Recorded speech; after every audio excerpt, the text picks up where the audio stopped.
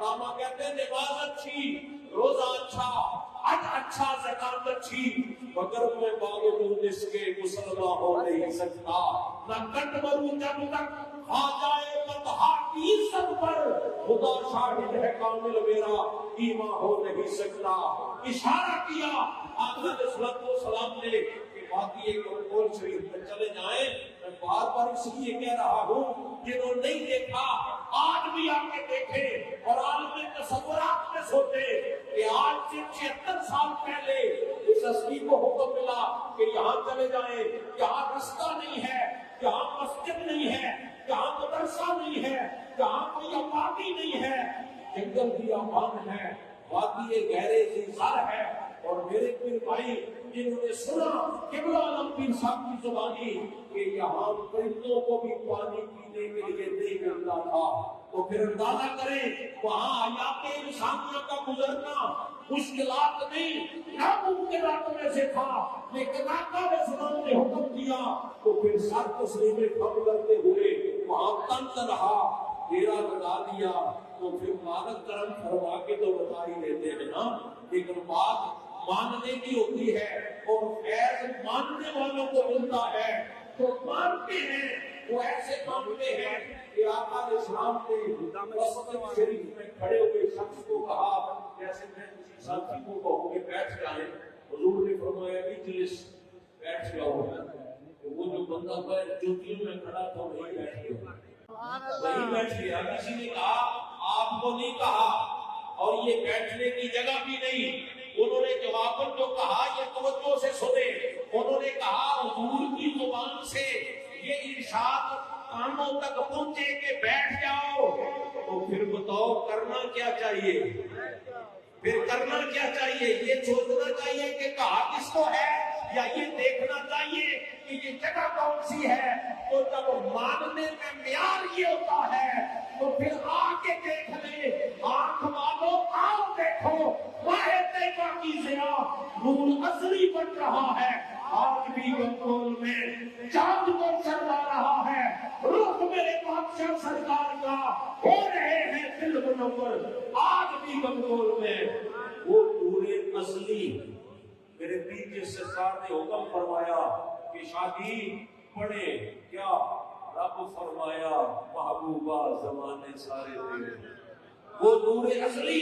یہ کوئی ویسے اشعار کی حد تک نہیں، وہ الاول والآخر والظاہر والباطن، شیخ متصدلی کہتے ہیں یہ کلمات اللہ کی حمد بھی ہے، نبی کی نعت بھی ہے۔ وہ خالق ہونے میں اول ہے، یہ خلق ہونے میں اول ہے، تو وہ نور ازلی بچ رہا ہے جو سب سے پہلے موجود تھا۔ آدم صفی اللہ علیہ السلام کو بھی یہی تعلیم دی گئی کہ آپ یہ کہیں مولا بخشش کا طلبگار ہوں بحق محمد صلی اللہ علیہ وسلم، تاکہ آپ کی اولاد کو صبح قیامت تک پتہ چل جائے، جب بھی اس کے محبوب کا وسیلہ دیا جائے تو اس کا کرم پھر جوش میں آ جاتا ہے۔ پھر بخشش کیوں؟ یہ نام کوئی کام بگڑنے نہیں دیتا، تو بگڑے بھی بنا دیتا ہے نام محمد۔ تو لہذا کہ سستی کے یہ ساری وہ کہا گیا نا کہ یہ پھول تو بلبل کا ترنم بھی نہ ہو، چکنے دہر میں کلیوں کا تبسم بھی نہ ہو نہ یہ ساقی پھر میں بھی نہ ہو، خود بھی نہ ہو، حسن توحید بھی دنیا میں نہ ہو، تم بھی نہ ہو۔ خیمہ افلاک کا استادہ اسی نام سے ہے، نبض ہستی تپش نماتا اسی نام سے ہے۔ یہ سارا کچھ رسول اللہ صلی اللہ علیہ وسلم کے دم قدم سے ہے۔ کہنے والوں نے کہا میری زندگی کا تجھ سے یہ نظام چل رہا ہے، تیرا آستہ سلامت میرا کام چل رہا ہے، تیری رحمت کا دریا سریام چل رہا ہے، مجھے بھیک مل رہی ہے، میرا کام چل رہا ہے۔ اور اللہ رب العرش جس کو جو ملا ان سے ملا، پکتی ہے کونین میں نعمت رسول اللہ کی، اللہ کے مقاموں پہ واجب ہے نبی صلی اللہ علیہ وسلم۔ یہ سارے ایسے ہم سرکار کا کھاتے ہیں۔ اور علامہ مسلم نے اپنی بولی میں کہا فَإِنَّ مِن جُودِكَ الدُّنْيَا وَضَرَّتَهَا وَمِنْ عُلُومِكَ عِلْمَ اللہ والقلم، تو آقا علیہ السلام کی ذات کے ساتھ اپنے زمانے میں، اپنے وقت اور اپنی صدی میں زندہ پیر صاحب رحمۃ اللہ علیہ نے جو وفات کر کے بتائی ہے، جنہوں نے دیکھی ہے انہیں تو بتا شبہ رش کو اطمینان ہے، لیکن جنہوں نے نہیں دیکھا انہیں دعوت فکر ہے کہ آئیں کبھی ہم پڑھتے تھے اور سنتے تھے پرانی باتیں، لیکن آنکھوں سے دیکھے الحمدللہ ثم الحمدللہ۔ اور پھر آپ کی عزت افزائی کے لیے بات یہ ہے کہ جو نبھا گئے ہیں وہ یہ بتا گئے ہیں کہ یہ عزت دنیا کی نہیں ہوتی، پھر حشر کی بھی ہوتی ہے، پھر قبر کی بھی ہوتی ہے۔ اور دو عزتیں AMI چینل پر اس سے باقی تقریب میں نے یہ کہا تھا کہ دو عزتیں ہم نے دیکھی ہیں، قبلہ عالم شہنشاہ سعید زندہ پیر صاحب کے زمانہ سہری کی عزت بھی ہم نے دیکھی ہے، اور نثار کی عزت بھی ہم دیکھ رہے ہیں۔ اور وَلِلَّهِ الْعِزَّةُ وَلِرَسُولِهِ وَلِلْمُؤْمِنِينَ کے تحت حشر کی عزت میں ہمیں شاکی کوئی نہیں ہے۔ تو ذَلِكَ الْفَضْلُ مِنَ اللَّهِ کے تحت اللہ کا فضل یہ ہوتا ہے کہ اللہ کے نام یافتہ بندوں کی صحت عطا فرما دیتے ہیں، صحبت نسبت اور غلامی عطا فرما دیتے ہیں۔ پھر ہوتا کیا ہے، پھر مر کے بدلنے سے پہلے تخت بلقیس بھی لایا جاتا ہے، کبھی 12 سال کے ڈوبا ہوا بیڑا بھی ترایا جاتا ہے، اور کبھی 100 قتل کر کے بھی ان لوگوں کی بستی کی طرف چلے تو رب بخشش کے اسباب پیدا فرما دیتا ہے۔